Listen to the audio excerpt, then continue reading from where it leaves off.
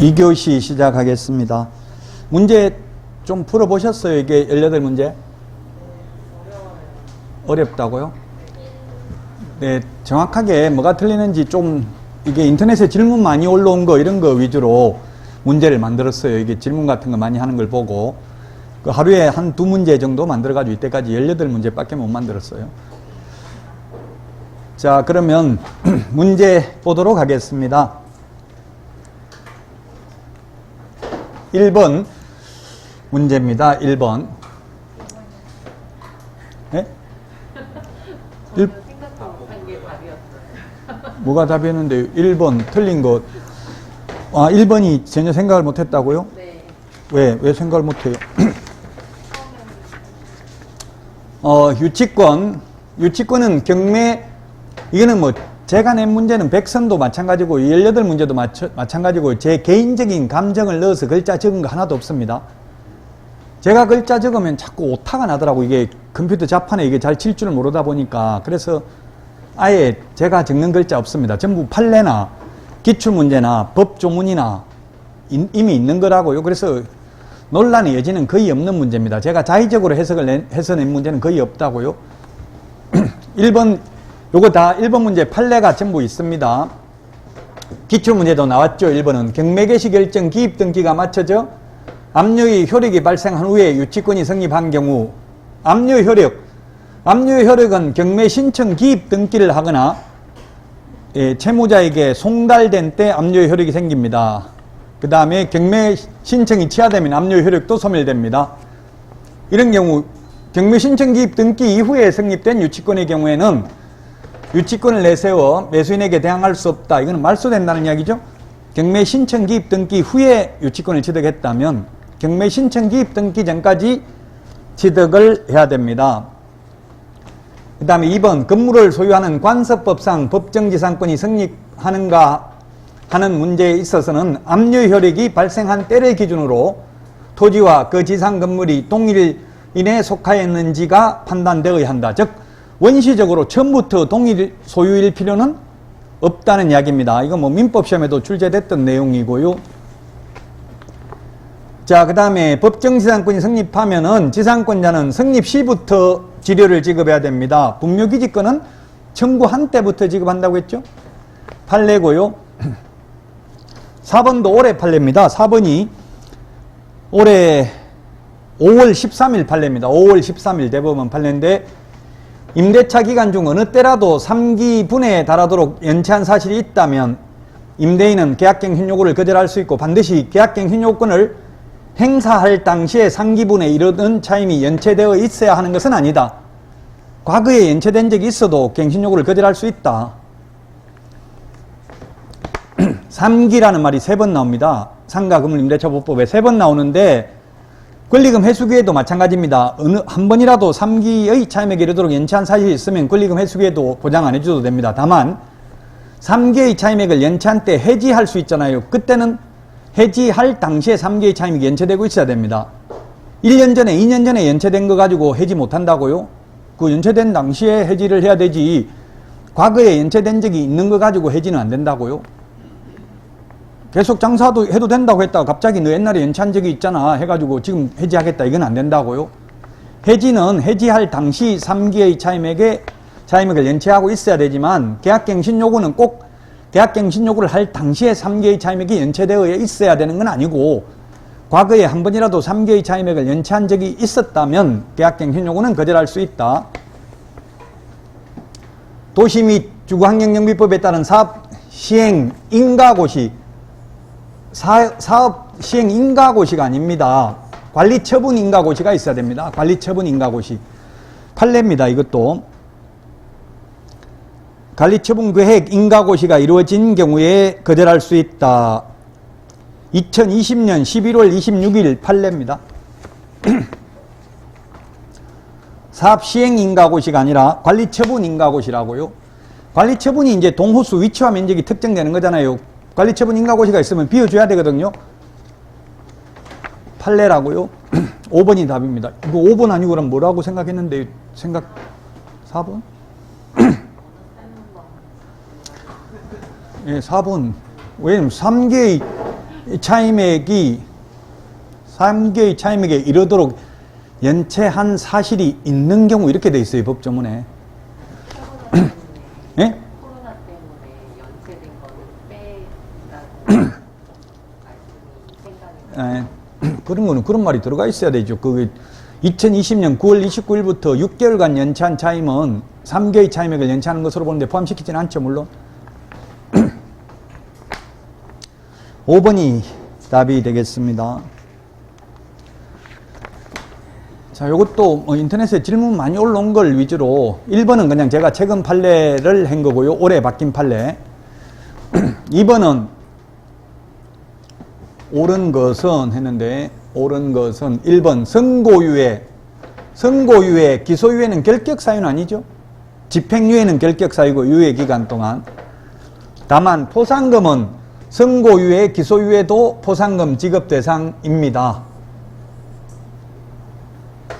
포상금은 검사가 공소제기하거나 기소유예 결정을 한 경우라고 했습니다. 공소제기에서 판사가 선고유예 무죄 판결해도 포상금 나오죠. 무죄 선고를 받은 경우에도 포상금 지급 대상입니다. 검사가 공소제기하거나 기소유예, 공소제기라는 게 재판에 회부하는 거거든요. 재판에 회부만 하면 판사가 무죄를 선고하든 벌금을 선고하든 선고유예가 되든 다 포상금 지급 대상입니다. 개업공개사 등의 결격사유와 포상금 지급사유는 다르다는 이야기입니다.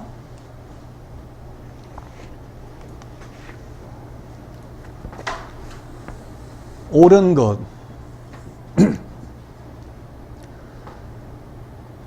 예, 기출문제 지문입니다. 개업공개사와 소속공개사가 아닌 자도 행정형벌. 형벌이 징역벌금이거든요. 무등록 중개업자 3년 이하의 징역이나 3천만 원 이하의 벌금. 거래정보사업자 거짓정보 공개하면 1년 이하의 징역이나 1천만 원 이하의 벌금 있죠. 그래서 맞고요. 2번 행정질서벌은 과태료입니다. 과태료. 정보통신 서비스 제공자, 거래정보사업자, 협회 500만 원 이하의 과태료 있잖아요. 개업공개사, 소속공개사 아닌 자도 맞습니다. 행정처분은 뭐냐면 자격취소, 자격정지, 등록취소, 업무정지, 지정취소거든요. 네, 행정처분 받을 수 있잖아요. 거래정보사업자, 지정취소, 행정처분 받을 수 있습니다. 그 다음에 협회에 대한 제재는 오로지 500만 원 이하의 과태료밖에 없습니다. 협회는 인가받았는데 인가취소도 없습니다. 500만 원 이하의 과태료밖에 없습니다. 징역벌금도 없습니다. 정보통신 서비스 제공자도 500만 원 이하의 과태료 뿐이죠. 답 5번입니다. 정보통신 서비스 제공자 500만 원 이하의 과태료잖아요. 직방, 다방, 한방, 네이버 부동산 이런 거 허위매물 올리는데 허위매물인지 보자 하는데 안 보여주고 삭제해버리고 없습니다. 삭제되고 파일 없습니다. 이런 식으로 하면 거부하면 500만 원 이하의 과태료라고요. 5번이 답입니다. 어떤 분이 이거 보더만은 실제 시험에서 이렇게 몇 개인가 이렇게 많이 안 나오면 너 가만 안 두겠다 이랬는데 실제 시험에서는 2문제 정도밖에 안 나와요. 몇 개인가. 일부러 좀 틀리보고 충격받아라고 몇 개인가 낸 거예요. 가장 어렵죠, 객관식이. 예, 연습이라고 연습. 실제 시험에는 몇 개인가 이렇게 많이 안 나와요. 2개 나오고 가장 많이 나왔을 때 4문제 나왔어요. 40문제 중에서. 어쨌든 객관식에서는 이거 정확하게 모르면 못 푸는 거잖아요. 몇 개인가 이렇게 되어 있는 게 가장 어려운 패턴이라고요. 예, 매수신청 대리 규칙에는 행정형벌, 징역벌금 규정 없습니다. 매수신청 대리는 오로지 매수신청 대리인 등록취소와 매수신청 대리인 업무정지밖에 없어요. 과태료, 징역벌금 없다고 매수신청 대리 규칙에 질서벌에 관한 규정 없습니다. 지금 틀린 거네, 틀린 거. 이거 맞고, 그 다음에 오직 매수신청 대리인 등록취소 업무정지밖에 없다고요. 매수신청 대리 규칙에는 과태료 없잖아요. 매수신청 대리 위반해서 과태료 부과한다, 징역벌금 부과한다 없죠? 자, 그 다음에 매수신청 대리인 등록을 하고자 하는 개업공개사, 법인인 경우 사원 임원을 말한다는 등록 신청일 전 1년 이내에 법원 행정처장이 지정하는 교육기관에서 경매 실무교육을 이수하여야 한다. 지방법원장 X죠. 법원 행정처장이죠. 법원 행정처장에게 지정 승인을 요청할 수 있는 곳은 대학 전문대 협회만 가능하고 공기업 준정부기관은 매수신청들이 실무교육 지정 승인 요청할 수 없죠. 뭐가 틀렸어요? 사원, 임원 이게 틀렸잖아요. 중개실무교육은 사원, 모든 사원, 임원, 전원 다 받아야 됩니다. 물론 이때 사원은 한명합자회사의 무한책임사원을 말하죠. 중개실무교육은 모든 임원 다 받아야 된다고 자격증 없어도. 근데 경매실무교육은 대표자만 받습니다. 연수교육은 자격증 없는 임원은 연수교육 대상이 아닙니다. 연수교육은 개업공개사와 소속공인회사만 받는다고 돼 있죠. 다른 선생님들, 뭐 인터넷에 제가 다른 선생님들 강의는 안 들어봤는데 다른 강사님들은 이거 연수교육도 자격증 없는 임원도 받는다고 하던데 너는 왜 안 받는다고 하는데 이렇게 질문하신 분 계세요.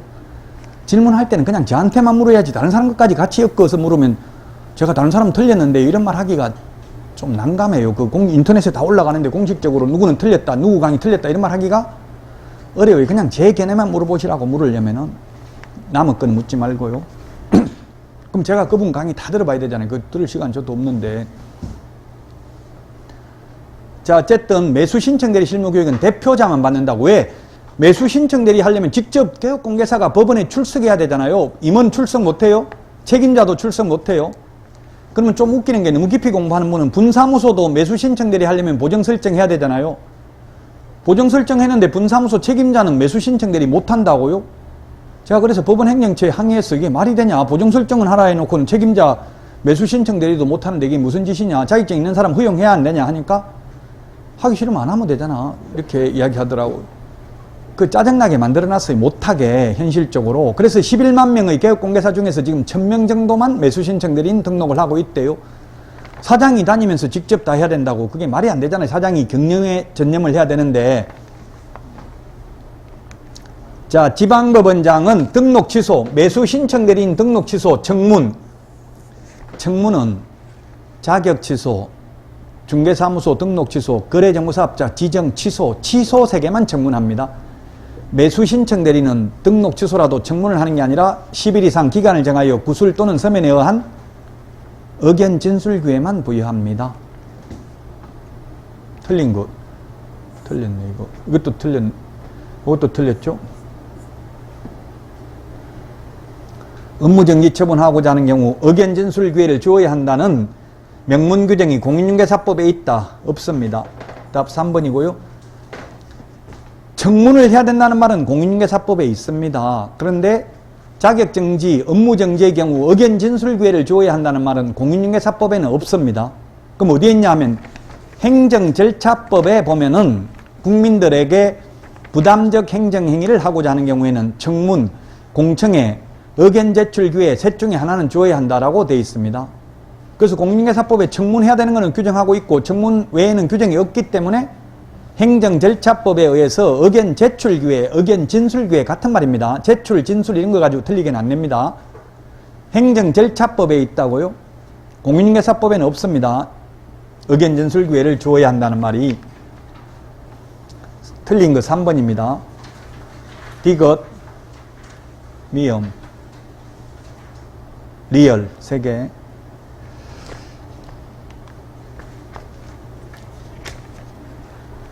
자, 틀린 것인데 이거는 뭐 시험에 나올 확률은 조금 희박합니다, 사실. 근데 많은 분들이, 현업에 있는 분들이 많이 질문을 해서 말씀을 드리는데요. 이게 그 개업공개사가 보수를 받고 중개한 부동산에 대하여 당사자로부터 위임을 받아 등기 신청을 대리하는 행위는 법무사법의 위반이다. 우리 공인중개사법에서는 중개를 하는 거는 위반 아니잖아요. 한 번만, 한 건만 하면. 중개업을 하면 무등록 중개업자로, 직업을 하면 처벌받죠? 근데 법무사법에는 직업을 안 해도 단 한 번만 해도 법무사법 위반이에요, 이게. 우리 공인중개사법도 개업공개사 아닌 자는 아예 한 건도 중개 못하게 하는 게 개업공개사한테는 유리하죠? 근데 우리 공인중개사법에는 중개업을 하는 거는 무등록 중개업자로 처벌하지만 한 건만 중개하면 처벌 안 하잖아요. 근데 등기 신청 대행을 딱 한 번만 해도 이거는 법무사법 위반입니다. 하지 마시라고 여러분들은. 등기 신청 대행 그냥 법무사한테 맡기세요. 이렇게. 그래서 법무사한테 다 맡겨요. 현업에서는. 법무사한테 맡기면 그 수수료를 한 15만 원에서 35만 원 정도 줘요. 법무사들이 개업공개사한테. 수수료를. 그거 받아 먹어도 상관없어요. 불법 아니에요. 중개수, 보수가 아니잖아요. 상관없어요. 그건 받아도. 법무사들이 돈 주고 은행 소개하면 은행에서 또 주죠. 은행에서도 돈 준다고 0.3% 정도. 그건 중개보수입니다. 저당권 설정할 선하는 건 중개이기 때문에. 자, 그 다음에 이게 제가 개인적으로 말한 게 아니라 이거는 공인중개사 치가지고 대법원 종합법률정보에 들어가면 예규에 다 나와 있습니다. 예규에 나와 있는 내용입니다. 시험에 나올 확률은 높지는 않습니다. 사실 요거는. 법무사와 공인중개사 자격증을 함께 가지고 있는 사람은 겸업할 수 있습니다. 마찬가지로 세무사 자격증 있는 사람 겸업해도 됩니다. 사무소 한 군데에서 세무사 업무하고 지나다니다 보니까 법무사, 세무사, 공인중개사하고 자격증 다 따가지고 같이 하는 분들 많더라고요. 현업에 보면. 그런 분들은 주로 1층에 사무소가 있는 게 아니라 뭐 위에 층에 있어요. 그러면은 그냥 손님 오면은 거기서 계약서도 작성하고 개업공개사가 이렇게 많이 하더라고요. 세무사도 같이 해도 됩니다. 자격증 있으면 겸업해도 됩니다. 어떤 분이 또 질문하는데 보니까 우체국 별정 우체국 직원도 하면서 중개해도 되냐 묻던데, 그건 뭐 제가 찾아보니까 또 질문을 해서 찾아보니까 별정 우체국도 공무원에 준하는 별정 우체국은 민간인들이 운영하는 거죠. 우체국 없는데 그 별정 우체국도 공무원에 준하는 지위를 받기 때문에 그 영리를 목적으로 이중직업을 가지면 안 되더라고요. 공무원들은 이중직업 가지면 안 되잖아요. 그래서 안 됩니다. 원칙적으로. 몰래 하면 안 되냐 묻던데, 몰래 하는 것까지 시험엔 안 나와요. 몰래 꼭 하고 싶으면 몰래 하고 뭐 적발 안 되면 그만이죠. 사람 죽여도 적발 안 되면 처벌 안 받잖아요. 앞에 문제 제가 내놨어요. 보조원을, 미성년자를 보조원으로 고용하면 되냐 안 되냐 물으면 안 됩니다. 분명히 안 되는데 몰래 고용해가지고 보조를 시키면 보조원에는 해당된다고 사장이 책임은 져야 된다 했어요. 몰래 하는 사람이 있거든요. 보조원 미성년자 고용해도 되냐 안 되냐 이렇게 물으면 안 됩니다. 안 되는데 몰래 고용해서 일을 시키면 보조원에 해당되니까 사장이 소속공개사 또는 보조원의 업무상 행위는 그를 고용한 개업공개사의 행위로 본다는 규정에 있어서 책임은 져야 된다고요. 만약 미성년자가 보조원이 아니라면 책임질 사람이 없잖아요. 미성년자 본인이 책임져야 되는데 미성년자가 돈이 있습니까? 그래서 사장이 책임져야 된다고요. 아마 그런 것도 인터넷에 질문이 많이 올라오는데 그런 것도 시험에 나올 확률은 그렇게 높진 않아요. 사실 논란의 대상이 되고 다른 선생님들이 강의 안 하는 거는 시험에 거의 안 나온다고 보면 돼요. 요 문제도 이제 현업에 있는 분들이 워낙 질문을 많이 해서 제가 적어 놓은 거예요. 마찬가지 이것도 지금 3번도 보면 중개사무소 다니다 보면 유리창에다 법률상담, 세무상담 이런 거 적어 놓은 거 많죠? 그 세무사법의 위반입니다. 200만 원 이하의 벌금입니다. 조심하시라고. 굳이 적어 놓지 말라고. 그냥 상담 오면 상담해 주면 되는데 거기 유리창에다 썬팅해 놨잖아요. 세무상담, 법률상담 이런 거 적지 말라고. 적으면 그 세무사법 위반입니다. 200만 원 이하의 벌금인데 그 벌금까지 시험에 안 나오겠죠. 금액까지 절대. 자, 그 다음에 업무정지와 과태료를 병과라는 것은 병행해서 부과하는 것, 두 가지를 다 부과하는 것을 병과라고 하는데 병과하지 않습니다. 업무정지와 과태료는. 그러나 행정처분하고 과태료는 병과될 수 있어요. 거래정보사업자 운영규정을 위반하면 지정 취소되고 500만 원 이하의 과태료 받을 수 있죠. 행정처분과 과태료는 병과할 수 있는 경우도 있지만 업무정지와 과태료를 병과 두 가지 다 부과하는 경우는 없다. 옛날에 있었는데 삭제됐어요. 법이 개정되면서 이제 업무정지나 과태료는 둘 중에 하나만 부과합니다. 5번이 답이네요. 공인중개사협회 시도 지부는 시도지사가 지도감독한다 했는데 우리 암기 프린트 12번에 보면 협회에 대한 지도감독은 전부 국토교통부 장관이죠. 지부회라 하더라도 5번이 정답이 되겠습니다.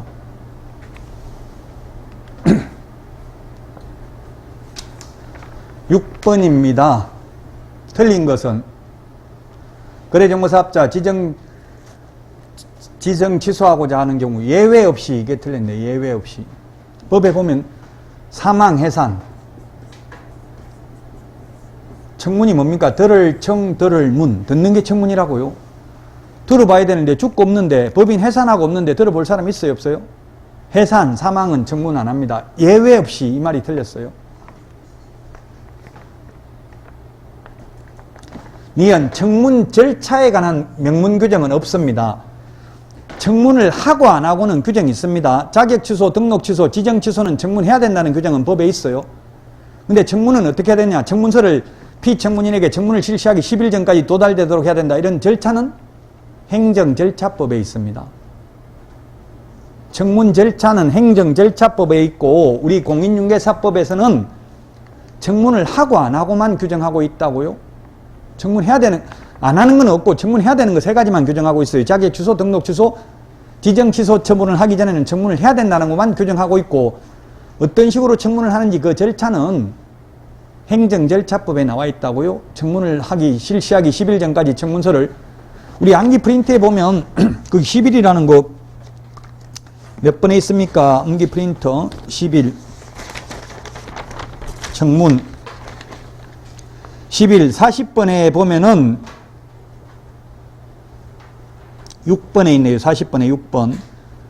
의견 진술 기회를 부여해야 되고 그 다음에 10일 이상 의견 진술 기회 부여해야 되고 청문 통지라고 적어놨죠. 6번에 찾았습니까? 40번에. 그 청문 통지인데 이게 다 적어놓지는 않았지만 이게 행정절차법에 있어요. 행정절차법에. 공인중개사법에 있는 게 아니고 공인중개사법에는 10일 전까지 통지해야 된다 이런 게 없다. 그게 절차잖아요. 청문을 하는 절차. 절차는 행정절차법에 있다. 등록 취소와 업무정지는 병과하지 않는다. 맞아요. 등록이 취소되고 없는데 등록 취소되면 업무해요 못해요? 못하잖아요. 못하는데 또 업무정지 할 필요가 없죠? 맞습니다. 자격 취소와 자격 정지 처분은 병과하지 않는다. 자격 취소되면 어차피 업무 못하는데 또 자격 정지 할 필요 없죠? 맞습니다. 자격 정지 처분을 하기 전에 의견 제출 기회를 주어야 한다는 명문 규정이 있다. 없다고 했죠. 어디 있다고 했어요? 행정 절차법에 있습니다. 지금 뭐예요? 틀린 거. 틀린 거 4개죠? 기역 틀렸고 리언 틀렸고 미염, 비협 틀렸네요. 4개. 맞는 게 디귿, 리얼 2개만 맞네요.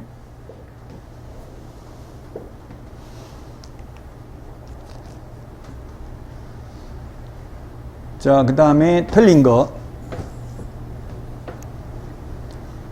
자격 취소, 사무소 관할 시도이사가 아니라 어디에다가 교부한 시도이사, 암기 프린트 54번에 있죠?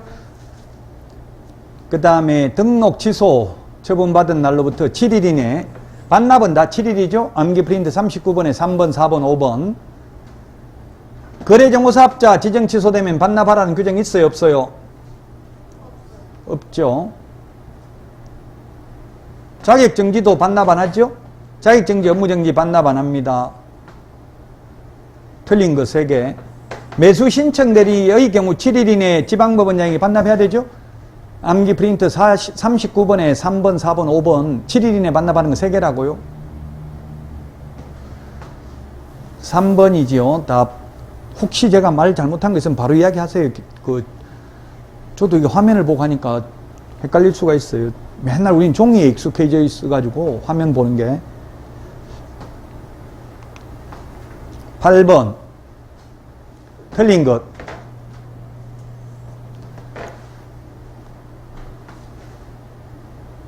개업공개사는 매수신청 대리를 받은 경우 예규에서 정한 양식, 매수신청 대리 보수 영수증은 법정 서식 있다라고 했고요. 매수신청 대리는 서명 및 날인도 아니고 또는 날인도 아니고 그냥 서명 날인이라는 말 쓴다고 했죠. 매수신청 대리는.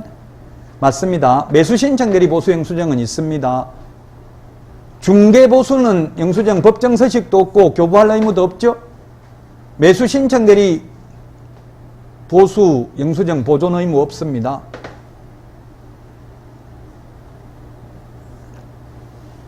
중개보수 영수증 보존 의무 없습니다. 교부 의무도 없습니다. 매수신청 대리 보수 영수증은 교부는 해야 되는데 보존 의무는 없습니다. 개업공개사는 위임계약을 체결한 경우 매수신청 대리 대상물에 관한 대상물의 확인 설명사항을 서면으로 작성하여 서명날인 3번 나온다고 했어요. 위임인에게 교부하고 그 사본을 사건 카드에 철하여 5년간 보존하여야 한다. 매수신청 대리 관련 서류는 모두 5년 보존이죠. 틀린 것, 니언 하나만 틀렸네요. 니언. 중개보수영수증은 교부할 의무 없습니다. 그 현실적으로 거래하면 중개보수영수증 줘요 안 줘요? 지금 현업에서 중개업소에서 다 줍니다. 법적으로 의무 없다고요. 법적으로. 옛날에는 법적인 의무가 있었는데 옛날에 법정서식이 B5처럼 크게 돼 있잖아요. 우리 모든 서식이 확인설명서 서식이 이렇게 크기가 B5로 돼 있죠. 그래서 협회에서 건의한 거에 큰 영수증 주기가 불편하니까 그래서 지금 현업에서는 은행의 매출전표처럼 B5 용지 반 잘라가지고 매수인 매도인 한 개씩 줘요. 그건 법정서식이 아니라고요. 그냥 주고 있는 거지. 공인중개사법에 중개보수 영수증을 교부하거나 보존할 의무는 없다고요.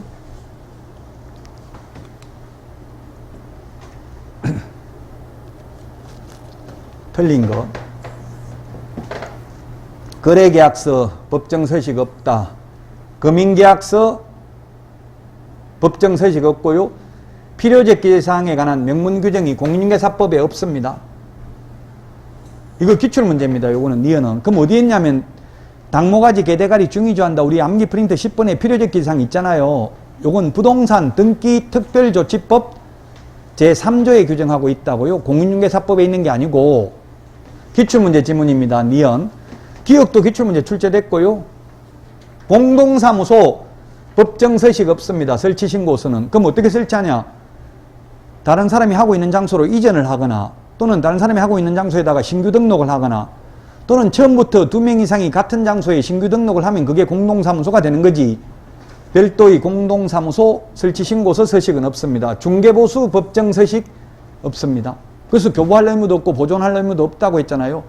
우리 현업에서 주는 영수증은 그냥 그건 사설 영수증이 그냥 개인이 돈 받았다는 뜻으로 주는 거지 법에 정해진 법령에 정해진 서식은 없습니다.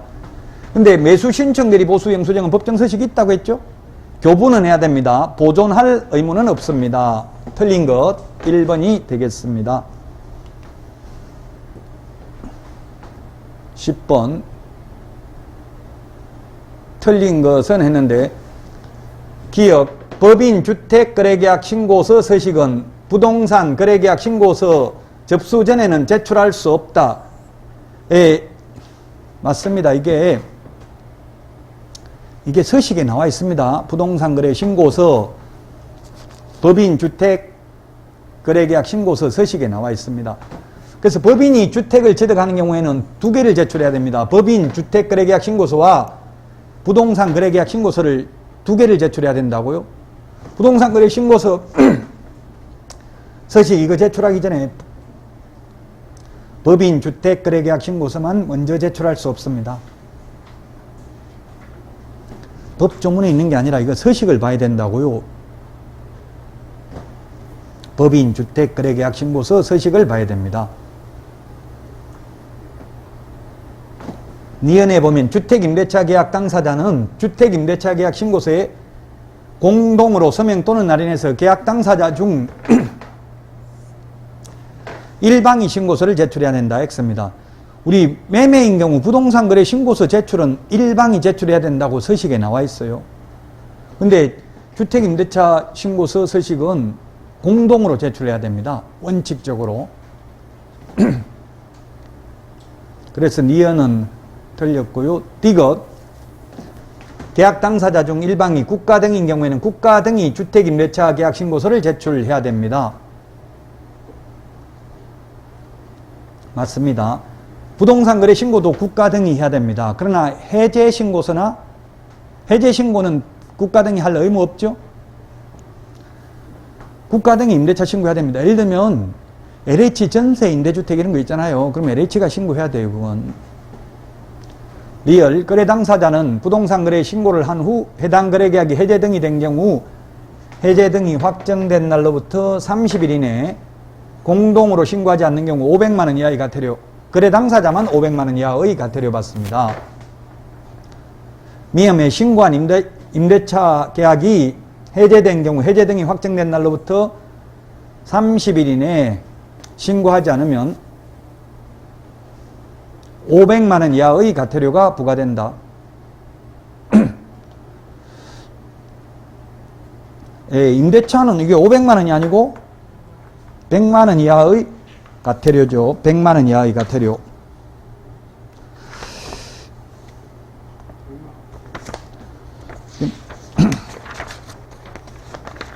네, 100만 원 이하의 과태료입니다. 이게 제가 말을 아까 잘못했네요. 이게 그래서 틀린 것은 이게 미음이 틀렸네. 미음이. 요거는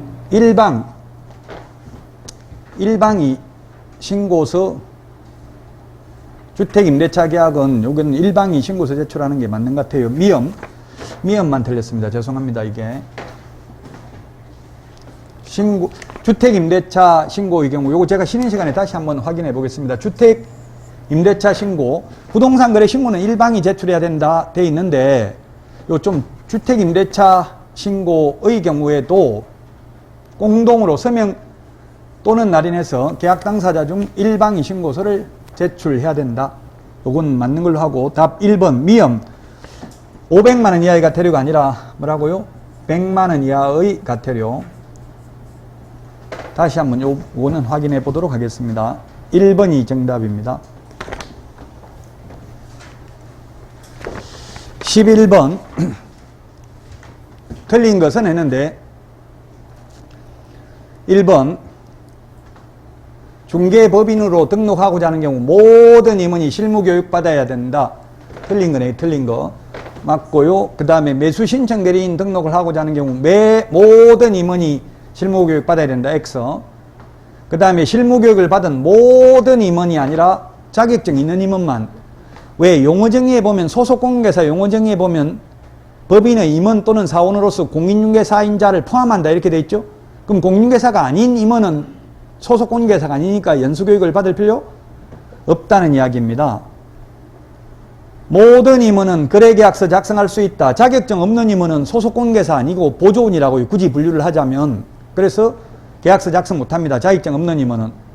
모든 임원 인장 등록해야 된다. 인장 등록 소속공인중개사와 개업공개사만 하잖아요. 그럼 자격증 없는 임원은 소속공인중개사 아니니까 인장 등록할 필요 없습니다. 틀린 건 4개. 4번이 정답이 되겠습니다.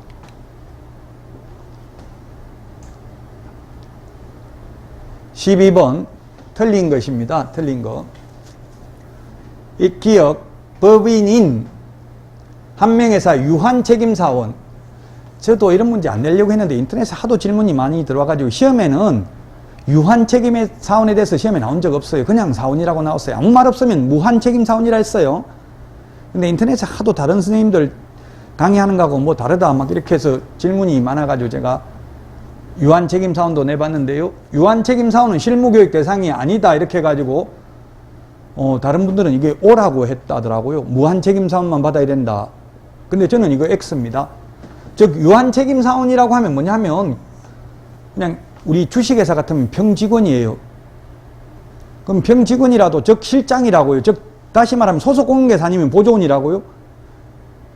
무한책임사원 아니라도 자격증 있으면 실무교육 받아야 된다고요. 자격증 없으면 직무교육 받아야 돼요. 그래서 유한책임사원은 실무교육 대상이 아니다. X라고요. 대상이 될 수도 있고 안 될 수도 있다. 자격증 있으면 실무교육 받아야 되고 자격증 없으면 직무교육을 받아야 된다고요. 그러나 무한책임사원은 자격증이 없어도 실무교육 받아야 되죠. 리언 중개법인의 한명회사 무한책임사원이 되고자 하는 자는 모두 실무교육 받아야 됩니다. 자격증이 없어도. 자격증을 반납하고자 하는 자는 자격 취소 처분을 받은 날로부터 7일 이내 사무소 관할 시도의사가 아니라 교부한 시도지사에게 반납해야 됩니다. 자격정지 처분을 한 때에는 자격정지는 보고하지 않죠. 자격 취소만 5일 이내 보고하고 다른 시도의사에게 통지하죠. 자격 취소만. 등록관청은 자격정지 사유에 해당하는 사실을 알게 된 때는 지체 없이 그 사실을 시도의사에게 통보해야 됩니다. 통보받은 시도의사가 자격정지 처분을 한 때에는 시도지사에게 보고하거나 다른 시도의사에게 통지해야 되는 규정은 없죠. 틀린 거 기억, 디귿, 리얼 3개입니다. 3개.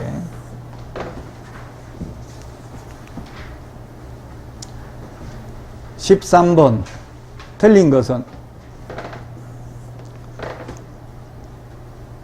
의뢰인은 의뢰 내용을 명확하게 하기 위하여 필요한 경우 개업공개사에게 거래 예정 가격 등을 기재한 일반 중개계약서 작성을 요청할 수 있다. 물가, 수준, 암기 프린트 10번 4가지 사항을 기재한 지금 뭘 묻고자 하냐면 거래 예정 가격, 실제 거래 가격, 의뢰 가격 이걸 묻는 겁니다. 세 개를 구분하는 것. 거래 예정 가격이라는 건 일종의 시세입니다.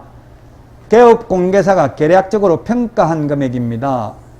기억은 맞습니다. 물가, 수준 4가지 사항을 기재한 일반 중개계약서 작성을 요청할 수 있다 이런 말이 있죠. 법조문에 거래 예정 가격을 기재한 일반 중개계약서 서식에는 거래 예정 금액을 기재하는 란은 없고요. 뭐가 있냐면 의뢰 가격, 의뢰 가액, 의뢰 가격, 의뢰 금액 같은 말입니다. 가액, 금액, 가격이 같은 말이죠. 의뢰 가액, 호가가 있다고 호가. 여러분들 서식을 보시면 나와 있어요. 예정 금액을 적는 란은 없다고요. 의뢰 가격, 호가를 적는 란이 있습니다. 자, 그 다음에 거래 예정 금액은 전속 중개계약 시 정보 공개하는 사항입니다. 비공개 요청하지 않는 한. 암기 프린트 5번에 있죠. 네, 거래 예정 금액은 정보 공개해야 됩니다. 근데 전속 중개계약서에 거래 예정 금액을 기재하는 란은 없습니다. 뭘 기재한다고요? 그러면 전속 중개계약서도 의뢰 가액 또는 의뢰 금액 또는 의뢰 가격을 기재하는 란이 있습니다. 좀 어렵죠. 서식을 봐야 알 수 있습니다.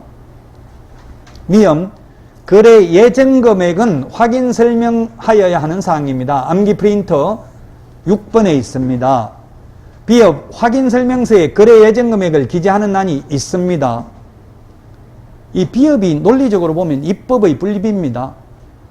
확인 설명서는 계약서 적으면서 같이 적잖아요. 그럼 실제 거래 금액이 있죠? 그런데 시세를 거기에 적는다는 게 말이 안 되잖아요. 논리적으로 보면. 입법의 불비입니다. 근데 서식에 있어요. 그래서 현업에서는 확인 설명서에 거래 예정 금액을 전부 다 실제 거래 금액을 적고 있어요. 현실적으로. 제가 국토부에도 이건 모순이다. 그러니까 쭉 발령난 지 얼마 안 돼서 검토해보겠다. 검토해보겠다 공무원이 이런 말 하는 거는 이재명이가 뭐야 어제 그 집사부일체인가 뭐 그 나와서 그러더라고. 공무원이 검토하겠다 이 말은 100% 안 됩니다. 이 뜻이라 하더라고요. 긍정적으로 검토하겠습니다. 이건 절대 안 된다 이 뜻이래요. 노력해보겠습니다. 그는 막 아예 전혀 안 된다는 뜻이라고요. 그 공무원들이나 정치인들은 그런 식으로 표현을 한다고 절대 안 됩니다. 이런 말 안 하고 긍정적으로 검토해보겠습니다. 이런 식으로 한대요. 저도 공무원 안 해봐서 모르겠는데. 시옷, 확인 설명서에 중개보수는 거래 예정 금액을 기준으로 계산한다. 이것도 맞는데요. 확인 설명서 서식에 이것도 입법의 불비예요. 지금 중개보수를 시세대로 받는 게 아니잖아요. 1억에 팔아달라 했는데 9천만 원이 그래 됐으면 9천만 원에 대해서 중개보수 받죠. 근데 확인 설명서에는 이렇게 잘못되어 있다고요. 거래 예정 금액을 기준으로 계산한다라고 되어 있어요. 지금 문제는 거래 확인 설명서 서식에 기재하는 걸 묻고 있는 거거든요. 논리적으로 보면 모순이에요. 이게 입법의 불비예요. 그러나 확인 설명서에는 거래 예정 금액을 기준으로 계산한다 돼 있어요. 기출문제 나왔고요. 이게 논리적으로 보면 안 맞는 게 많이 있다는 이야기예요. 그럼 지금 뭐 틀린 거, 틀린 게 리언, 리얼 두 개가 틀렸네요. 한번 요거 보고 뭘 기재한 난이 있다 없다 돼 있으면 서식을 좀 보시라고요. 찾아서 한번 확인해 봐야 돼요. 법정 서식이 있는 것은 했는데 기출문제에 출제됐습니다. 일반 중개계약서, 전속 중개계약서는 법정 서식이 있는데 거래계약서 없기 때문에 국토부 장관이 표준 서식을 정하여 그 사용을 권장할 수 있는데 현재 권장하는 서식이 없습니다. 그 다음에 금융계약서는 공인중개사법에 없고요. 부동산 등기특별조치법에 당모가지 개대가리 중위조한다를 기재한 금융계약서가 있는데 법정 서식이 없기 때문에 필요적 사항을 두고 있는 거예요. 법정 서식 없습니다. 부동산 등기특별조치법에. 공동사무소도 없다고 했죠? 없기 때문에 그냥 다른 사람이 하고 있는 장소에다가 이전을 하거나 또는 새로 설치를 하거나 다른 사람이 하고 있는 장소에 처음부터 2명 이상이 설치 신고, 그냥 개설 등록하면 되는 거지. 별도의 공동사무소 설치 신고서 없고 중개보수 영수증도 없습니다. 답은 5번이고요. 또 여기 하나 더 법정 서식 없는 게 뭐가 있어요? 정정 신청서도 법정 서식 없어요. 아까 얘기했죠. 정정 신청 고치는 거는 신고 필증에다 정정사항을 기재해서 제출하면 된다 했죠. 5개가 법정 서식 없습니다. 여기까지 제 강의 들은 사람들한테만 제 전화번호를 알려드려야 되겠어요. 자리가 많이 있으니까. 혹시 여러분들이 현업에 나가서 뭐 미리 물어보고 전화해야 돼요. 다 사고 나가지고 전화하면 그냥 업무정지 당하거나 확인설 다태려 받으면 됩니다. 이렇게 하면 됩니다. 이거 제 전화입니다. 제 전화번호. 제 이름은 박용덕입니다. 이제 마칠 때 제가 잊어먹고 말 안 할지 몰라서 그런데 여러분들 올해 합격하고 나면 실무교육은 올해는 인터넷으로만 받습니다. 현장에 안 가고요. 실무교육은 지금 협회, 한국공인중개사협회, 세대한공인중개사협회, 서울의 경우 건국대, 한양대, 동국대 이런 데가 실무교육 수탁기관으로 되어 있습니다. 저는 동국대학교에서 하고 있습니다. 동국대. 그래서 여러분들이 제 강의 들으려면은 그냥 13만 원 내고 인터넷에서 그냥 수료증 출력하면 돼. 그냥 로그인 해가지고 강의 듣고 동국대 공인중개사 실무교육 지금 인터넷에 치보세요 하면 나와요. 사이트가 나온다고요. 동국대 공인중개사 실무교육 이렇게 치면은 사이트가 나옵니다. 여기에서 클릭해가지고 그냥 13만 원 내고 수료증 출력해서 제출하면 됩니다. 뭐 협회 거 듣고 싶으면 협회는 회장 명의로 줍니다. 수료증을. 동국대는 행정대학원 원장 명의로 줘요. 그 제가 동국대학교 행정대학원 원장 명의로 된 거 사무실에 걸어 놓으니까 손님이 와가지고 대학원 나왔습니까? 이러더라고. 그래서 그냥 웃으면서 공부 조금 했는데요. 그러니까 어마나 총각 겸손하고 너무 착하고 좋다 이러더라고요. 또 뭐 조금 공부했다고 하니까 거짓말도 아니고 정치적인 언어를 써야 된다고 중개사무소에 근무하면 뭐 확실하게 된다 안 된다 이렇게 말하고 예, 검토는 해보겠습니다. 이런 식으로 해야 되겠죠. 공무원들처럼. 확실하게 된다 안 된다 이런 말 하면 나중에 책임을 져야 되거든요. 그래서 정치인들은 책임 안 지는 언어를 사용한다고요. 가장 세계에서 유명한 말이 고르바초프가 미국에서 핵 감축 얼마 하겠냐 핵 감축 합의를 하면서 기자들이 물으니까 예, 미국을 방어할 수 있는 수준에서 최대한 검토하겠습니다 이렇게 하더라고. 그럼 뭐 나중에 안 해도 미국이 안 해서 안 했다 이렇게 하면 되잖아요. 그런 언어를 써야 된다고. 여러분들도 중개사무소에 가서 뭐 되냐 물어보면 애매하게 책임 안 질 수 있는 그런 언어를 사용하는 연습을 해야 돼요. 쉽지 않아요 그렇게 하는 게. 자, 그리고 또 제가 지금 그 단국대 정책경영대학원에서 강의를 하고 있고 국제사이버대 부동산학과에서 강의하고 있는데 혹시 석사과정이나 또는 학부 과정을 가시고 싶으면 제가 추천하면 30% 장학금 줍니다. 매 학기. 대학원은 석사는 5학기고요. 그 부동산학과는 4년인데 빨리 졸업하려면 3년 만에 졸업할 수 있어요. 30% 장학금 지급하니까 주변에 그 대학이나 석사과정 가시고 싶은 분이 있으면 추천해 주시면 감사하겠습니다. 15번입니다. 법정 서식이 없는 것, 부동산 거래 신고 등에 관한 법률. 법인 주택 거래 계약 신고서라는 게 하나 더 있다고. 법인인 경우 개인은 없죠. 법인은 2개 제출해야 된다고 했죠. 부동산 거래 신고서와 법인 주택 거래 계약 신고서 2개 제출해야 돼. 법인의 경우. 법인의 경우 지역과 금액과 상관없이 자금 조달 계획 제출해야 된다 했죠. 증빙 자료는 법인이라도 투기과일지구만 증빙 자료 제출합니다. 법인 오늘 아침에도 뉴스 나왔더라고요. 페이퍼 컴퍼니 만들어가지고 미성년자가 법인 만들어가지고 엄청나게 편법으로 부모한테 재산을 물려받는 거, 증여받는 거 이런 걸 방지하고자 하기 위해서 이제 세법에서도 법인이 취득하면 취득세 12%잖아요. 답은 3번입니다. 정정신청서는 신고 필증에 정정사항을 기재해서 제출하면 된다고 했습니다. 별도로 법정 서식 없습니다. 뭐 이거는 어려워요. 서식이. 그 직접 서식을 한번 있는지 찾아보시면 돼요. 찾아보려면 법제처 국가법령정보 들어가서 시행규칙에 별지 서식 찾아보면 됩니다. 확인해 보시면 되겠습니다. 3번이 정답입니다. 시험에는 서식이 있는 거 없는 거 출제된 적이 있다. 자, 다음은 16번 문제입니다. 이행강제금이 5개의 법률이 있는데요. 제가 여기서는 건축법은 뺐어요. 건축법은 공법이니까. 근데 건축법은 1년에 2회 범위 내에서죠. 주요 건축법 위반하면 100분 50, 기타 건축법 위반하면 100분의 10 범위 내에서 1년에 2회 범위 내에서 반복 부가징수할 수 있잖아요. 공법 시험에 잘 나와요. 건축법 이행강제금. 근데 그건 공법이니까 제가 생략했고 나머지 4개가 뭐가 있냐면은 농지법이 있고요. 그 다음에 부동산 거래 신고 등에 관한 법률, 장사 등에 관한 법률, 부동산 실명법 4개 법률에 이행강제금이 있다고요. 근데 아직까지 시험에 장사법은 한 번도 나온 적이 없어요. 요거 하나만. 나머지는 다 시험에 출제됐습니다. 이행강제금이라는 건 한 번만 부과하고 끝이 아니라 이행할 때까지 계속 반복 부과 징수하는 거죠. 특징이.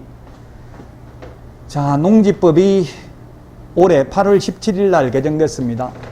더 높은 가액 중요합니다. 이거 100분의 20에서 25로 바뀌었죠. 8월 17일부로 감정가격, 개별 공시지가, 표준이 공시지가 중에서 높은 금액 25%. 4년만 되면 다 뺏기는 거죠. 농지 취득 가격을 이행강제금으로.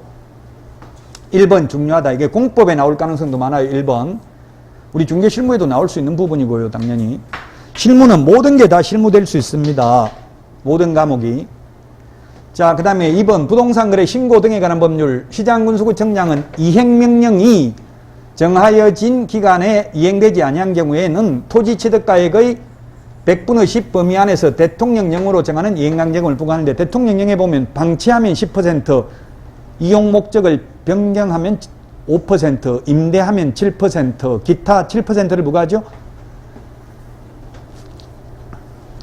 3번 시장군수구청장은 이 부동산 거래 신고 등에 관한 법률에서 이행명령을 받은 자가 그 명령을 이행하는 경우에는 새로운 이행강제금 부과는 즉시 중지해야 됩니다. 그러나 이미 부과된 것은 징수하여서는 아니 된다가 아니라 이미 부과된 것은 징수해야 되죠. 기출문제 지문입니다. 기출문제 나왔다고 지금 3번 지문이 3번이 답입니다. 이미 부과된 것은 징수해야 되고 새로운 이행강제금 부과는 즉시 중지해야 됩니다. 이행강제금 부과에 대한 이의신청은 30일 이내죠. 암기 프린트 35번에 동그라미 8번. 농지법도 마찬가지입니다. 이행강제금 부과에 대한 이의신청은 30일입니다. 4번 이건 아직 나온 적은 없습니다. 시장 등은 최초의 이전 또는 개수명령이 있은 날을 기준으로 그 명령이 이행될 때까지 1년에 2회 범위 안에서 반복하여 500만 원의 이행강제금을 부과 징수할 수 있다. 시험에 나온 적은 없는데 현업에 가면 여러분들이 알아야 되니까 장사 등에 관한 법률 3가지입니다. 3가지 위반. 뭐냐면 첫 번째 설치 기간 위반입니다. 30년이고 한 번 더 연장하면 60년이잖아요. 최장. 60년 지나도 계속 60년 지나면 1년 안에 화장 또는 봉안을 해야 되는데 계속 설치해 놓은 경우. 그 다음에 설치 면적을 위반한 경우입니다. 개인 면적 30제곱미터 이하, 가족묘지 100제곱미터 이하, 종중묘지 1000제곱미터 이하 이런 게 있잖아요. 이 면적을 초과해서 설치했으면은 개수 고칠 때까지 이행강제금 부과한다 이 말이에요. 그 다음에 설치하면 안 되는 장소, 설치하면 안 되는데 주거지역, 상업지역, 공업지역, SBS 세상에 이런 일이 자기 집 마당에다가 부모 묘 설치해놨다고 SBS 세상에 이런 일이 나왔어요. 그 제가 시청지 게시판에 불법행위 조장하는 SBS 자폭하라 이렇게 해가지고 그걸 하나 올려놨어요. 그 이행강제금 부과 대상입니다. 설치하면 안 되는 장소, 설치 기간 위반하는 경우, 설치 면적 위반한 경우 원상복구 시킬 때까지 1년에 500만 원 2회 범위 내에서 부과 징수하는데 아직 시험에 나온 적은 없다. 4번. 그래서 그렇게 중요하진 않지만 어쨌든 이행강제금 여러분들은 5개를 비교해야 되고요. 5번입니다. 부동산 실권리자 명의 등기에 관한 법률에서는 이행강제금은 수탁자는 이행강제금 부과 대상이 아닙니다. 신탁자, 3년 초과 장기 미등기자, 허위담보 목록을 제출한 자는 5년 이하의 징역이나 2억 원 이하의 벌금이고요. 여기에 해당되면 과징금을 100분의 30 범위 내에서 과징금 무조건 부과합니다. 실명등기를 해도 과징금은 부과합니다. 과징금을 부과받고 나서 1년 안에 실명등기를 안 하면 1차 이행강제금 10%, 또 1년이 지나면 그러면 1차 이행강제금 받은 날로부터 1년, 과징금 부과일로부터는 2년이 되겠죠? 2년이 지나도록 실명등기 안 하면 부동산 평가액의 100분의 20에 해당하는 이행강제금을 부과합니다. 요거하고 건축법 이행강제금하고 여러분들은 5개 비교를 해야 돼요. 건축법도 1년에 2회 범위 내에서죠. 나머지 농지법, 부동산 거래 신고 등에 관한 법률은 1년에 한 번. 실명법은 딱 2번만 이행강제금 부과한다고 1차 이행강제금, 2차 이행강제금 2번만 부과하죠. 과징금은 100분의 30 범위 내에서인데 이행강제금은 10% 범위 내에서가 아니라 그냥 10%예요. 부동산 실권리자 명의 등기에 관한 법률에서는.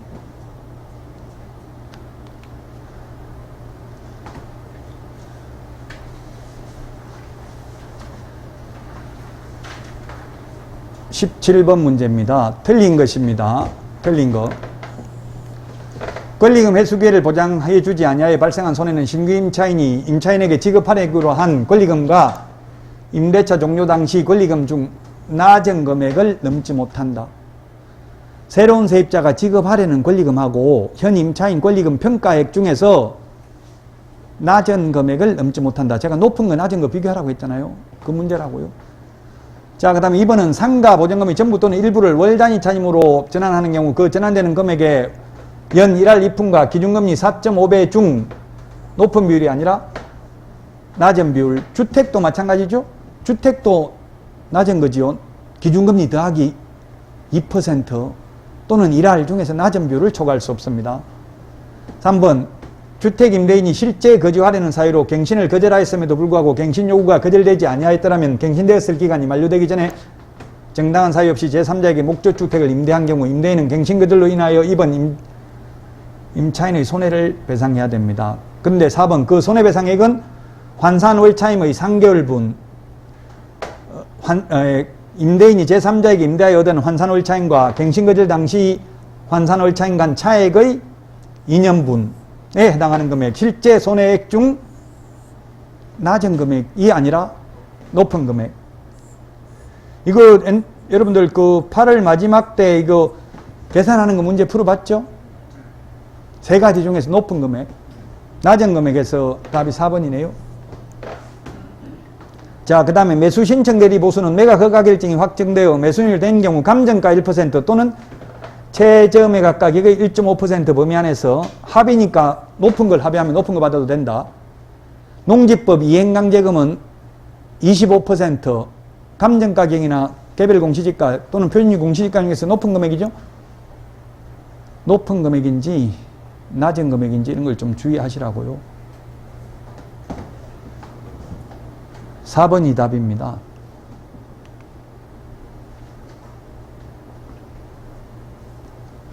틀린 거.